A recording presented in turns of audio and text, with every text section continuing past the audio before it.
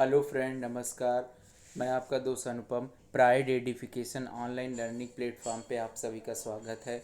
हम लोग आज भारतीय संविधान के भाग 15 से भाग 22 तक पढ़ेंगे, जिसमें अनुच्छेद 324 से 395 तक हम लोग डिस्क्राइब करेंगे और इनको वन बाय वन पढ़ेंगे। आई होप हमारा चैनल अच्छा लग रहा होगा, तो लाइक कीजिएगा, सब्सक्राइब कीजिएगा। हम लोग सबसे पहले भाग 15 को पढ़ते हैं। देखिए, भाग 15 में जो है ये बताया गया है निर्वाचन के बारे में। निर्वाचन अनुच्छेद 324 में है। तो निर्वाचनों के अधीक्षण, निर्देशन और नियंत्रण निर्वाचन आयोग में निहित है, ये बताया गया। तो देखिए, ये अनुच्छेद 324 है। अब देखिए, 324 के बाद कुछ अनुच्छेद और भी हैं जो हम लोगों ने स्लाइड में नहीं दे रखा है। जैसे कि हमारा 324 के बाद 325 है।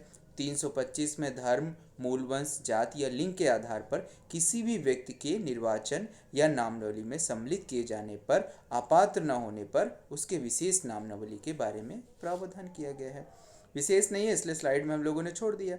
नेक्स्ट अगर देखते हैं तो 326 में लोकसभा और राज्यसभा के विधानसभाओं के निर्वाचन मंडल में वयस्क मताधिकार का होना। देखिए, वयस्क मताधिकार जो है, पहले हमारे देश में वयस्क मताधिकार जो एज थी 21 थी, लेकिन 61वां संविधान संशोधन राजीव गांधी सरकार ने किया और वयस्क मताधिकार को हमने कितना कर दिया, 18 कर दिया। अगला जो पोर्शन है, जो बात करते हैं 327 में विधानमंडल के निर्वाचन मंडलों के संबंध में उपबंध करने के लिए संसद की शक्ति के बारे में बताया गया है।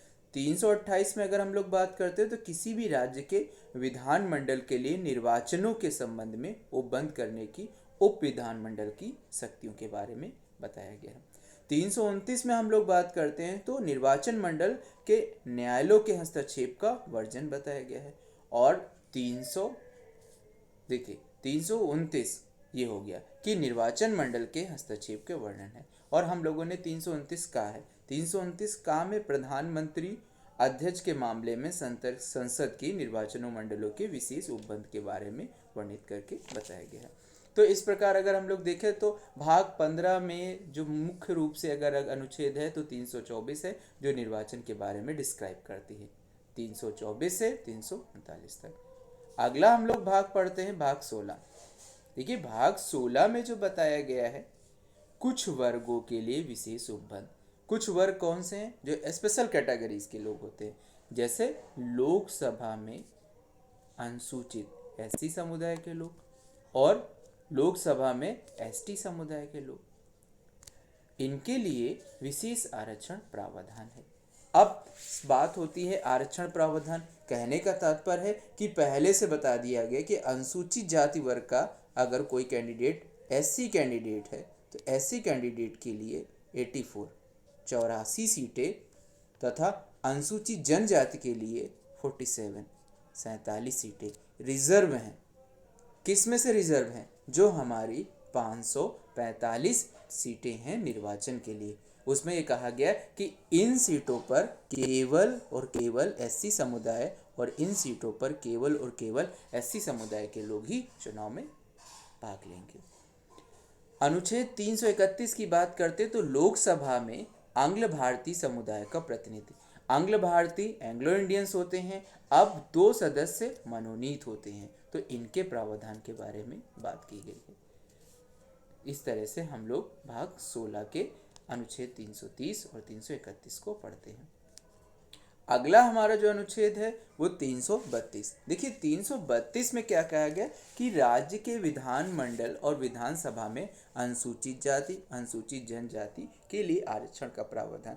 देखिए, हर राज्य की अलग अलग विधानमंडल हैं, तो वहाँ पे भी क्या किया गया है कि जो एससी समुदाय का और एससी समुदाय का समूह का है उसको आरक्षण प्राप्त है। ठीक है, तो यहाँ पे संख्या इसलिए हम लोग डिस्क्राइब नहीं कर सकते कि भारत में 28 राज्य हैं और सबकी अलग अलग संख्याएं हैं।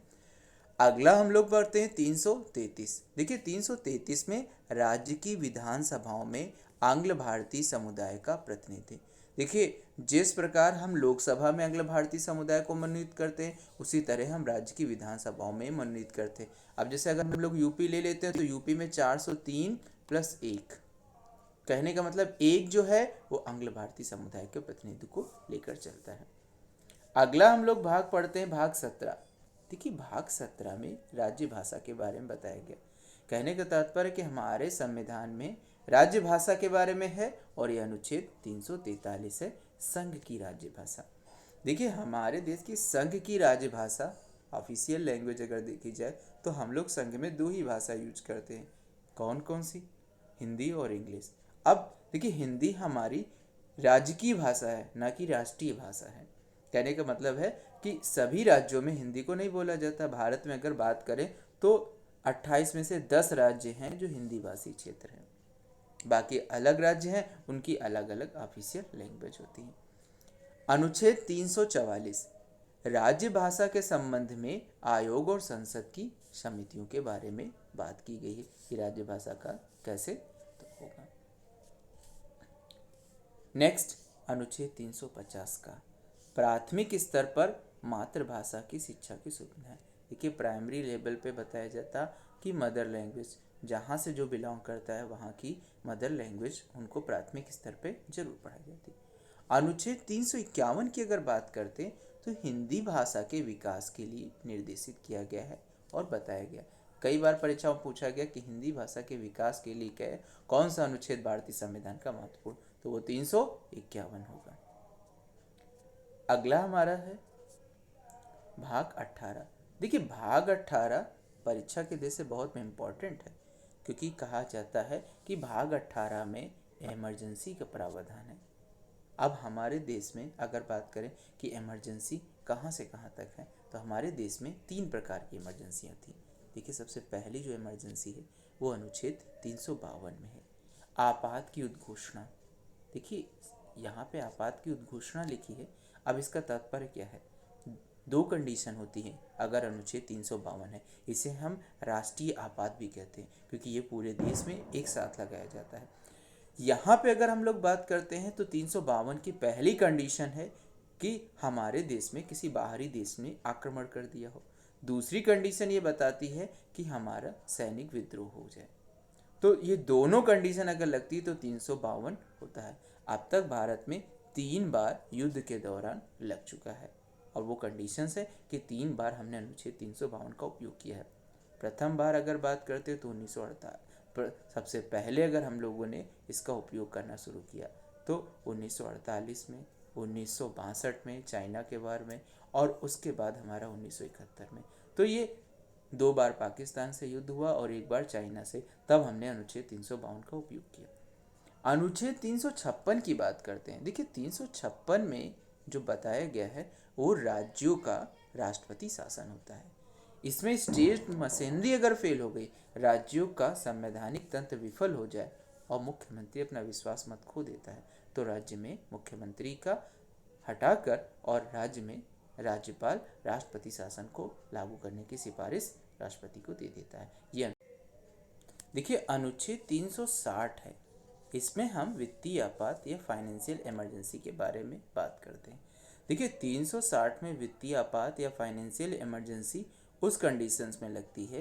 देखिए हमारे देश में वित्तीय आपात का कोई कंडीशन अभी तक नहीं हुआ, तो हमारे देश में इन तीनों आपातों में अगर बात करें तो अनुच्छेद 352, 356 और 360 इनको वर्णित है। तो ये 3 ही आपात हैं कि पहला आपका 352, दूसरा 356 और तीसरा 360। कौन सा आपातकाल अभी तक नहीं लगा है? 360। अगला पोर्शन है भाग 19। देखिए भाग 19 में हम लोग प्रकीर्णन को पढ़ते हैं। प्रकीर्णन का तात्पर्य यह है कि प्रकीर्णन में बताया जाएगा कि राष्ट्रपति, राज्यपाल और राज्यसभा के संरक्षण के बारे में अनुच्छेद 361 में बताया गया और 361 का भी है, और इसी तरह चलते चलते हम लोग 367 जिसमें हम लोग निर्वचन के बारे में पढ़ते हैं प्रकीर्णन के।